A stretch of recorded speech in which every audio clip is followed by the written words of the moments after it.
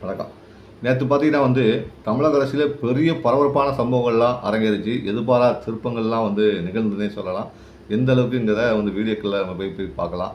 முதல்ல அதிமுக கூட்டணி. அதிமுக கூட்டணியில பாமக கிட்டத்தட்ட நெருங்கி வந்துட்டாங்க, சேர போறாங்க அப்படிங்கிற மாதிரிலாம் நேற்று மாலை தகவல் வெளியாச்சு. ஆனால் திடீர் திருப்பமா கட்சியோடைய உயர்நிலை கூட்டம் கூடி பிறகு கட்சியுடைய பொதுச்செயலாளர் ராவணன் பேட்டி கொடுத்தார். ராவணன் வடிவேல் அவர்கள் என்ன சொன்னாங்கன்னா, பாஜகவுடன் நாங்கள் கூட்டணி அமைத்து இந்த தேர்தலை களம் காண்கிறோம், கட்சியின் வளர்ச்சிக்காக இந்த பணி முடிவு எடுக்கப்பட்டதாக அவர் சொல்லியிருக்கார். இந்த விஷயம்தான் காட்டத்தை மேம்பட பரவியிருக்கு. இந்த முடிவு, பாமகவின் இந்த முடிவு பார்த்தீங்கன்னா அதிமுக தலைமையை ரொம்பவே அதிர்ச்சிக்கு உள்ளாயிருக்குன்னே சொல்லலாம். ஏன்னா கிட்டத்தட்ட அதிமுக கூட்டணியில் இணைகிற மாதிரி தான் கிட்டத்தட்ட போனாங்க.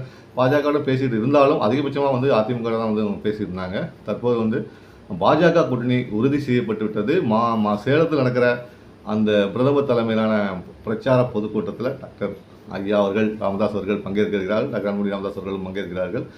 இந்த செய்தி பாமக தொண்டர்களை உற்சாகப்படுத்துக்குன்னே சொல்லலாம். ஏன்னா அவங்க கிட்டத்தட்ட பாமக இந்த தடவை பாஜக கூட்டணி தான் விரும்பினாங்கன்னே சொல்லலாம். அவங்க தொண்டர்கள் வரது வரைக்கும் அது அரசியல் திடீர் திருப்பமாக மாறி, கூட்டணி மாறி வேறு திசையை நோக்கி பயணிச்சிருக்கு. ஏன்னா வேட்புமனு தாக்கல் தொடங்கிட்டாங்க.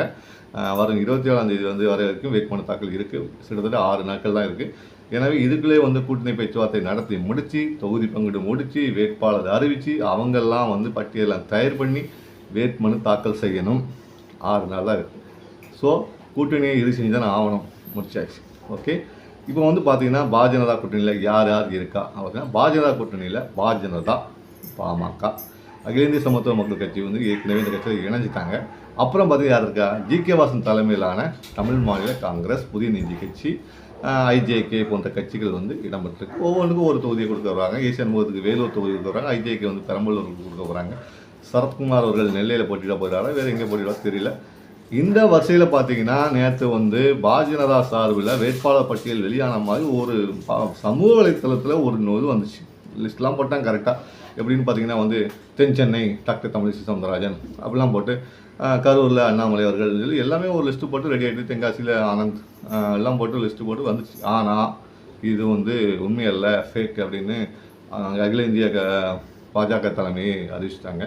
ஆனால் நெருப்பெல்லாம் போகாதுங்க மாதிரி கிட்டத்தட்ட அது உறுதியாக இருக்கலாம் அப்படின்னு ஒரு தகவலும் இருக்குது. அது ஒருவேளை உறுதியானால் சமீபத்தில் வெளியே வந்த, அதாவது உங்களுக்கு கவர்னர் பதவியிலேருந்து நேரடி அரசியலுக்கு வந்த, பதவி அரசியல் பண்ணிட்டு நேரடி வந்த டாக்டர் தமிழிசை சவுந்தரராஜன் அவர்கள் தென் சென்னையில் போட்டியிடலாம் அப்படிங்கிற மாதிரி ஒரு தகவல் இருக்குது. ஆனால் இன்னொரு தகவலும் வெளியாக இருக்குது. அது என்ன அப்படின்னு பார்த்தீங்கன்னா, கன்னியாகுமரி தொகுதி யாருக்கு? இதுதான் குழப்பமாக இருக்குது. இப்போ விஜய் தரணி அவர்கள் காங்கிரஸ் விலகி வந்திருக்காங்க. அவங்களுக்கு கொடுக்கப்படலான்னு ஒரு தகவல் இருக்குது. அந்த நேற்று வெளியான ஒரு லிஸ்ட்டில் சொன்னாலும் அதில் கூட விஜய் தரணி பேர் தான் இருக்குது. இருந்தாலும் பொன்ராதாகிருஷ்ணன் கொடுப்பாங்களா? அதுக்கு இன்னொரு கேள்வி சொல்கிறாங்க. பொன்ராதாகிருஷ்ணன் கவர்னர் பதவிக்கு சிபாரிசு செய்யப்படுகிறார். டாக்டர் தமிழிசை சவுந்தரராஜன் கவர்னர் பதவி ரிசைன் பண்ணனால தெலுங்கானா அல்லது புதுச்சேரியில் பொன்ராதாகிருஷ்ணன் அவர்கள் கவர்னராக மாறப்போகிறார் அப்படிங்கிற ஒரு தகவல் வெளியாகிறது. அப்போ கன்னியாகுமரி தொகுதி வேட்பாளர் யார் அப்படின்னா, டாக்டர் தமிழிசை சவுந்தரராஜன் போட்டிடலாம் அப்படிங்கிற மாதிரியும் சொல்கிறாங்க. தென் சென்னையா, கன்னியாகுமரியா, கவர்னரா, கன்னியாகுமரியா, அப்போ விஜயதரணிக்கு என்ன அப்படிங்கிற மாதிரி தான் இப்போ ஒரு குழப்பமான ஒரு அரசியல் சூழ்நிலை. எந்த குழப்பம் இருந்தாலும் இன்று அல்லது நாளைக்குள்ள ஒரு தெளிவான முடிவு வந்துடும். இதை பற்றி நீங்கள் எனக்குங்கிறத கமெண்ட் பாக்ஸில் பதிவு பண்ணுங்கள். தொடர்ந்து அரசியல் பேசுவோம். நான் உங்கள் தேனாக்காரன். நன்றி.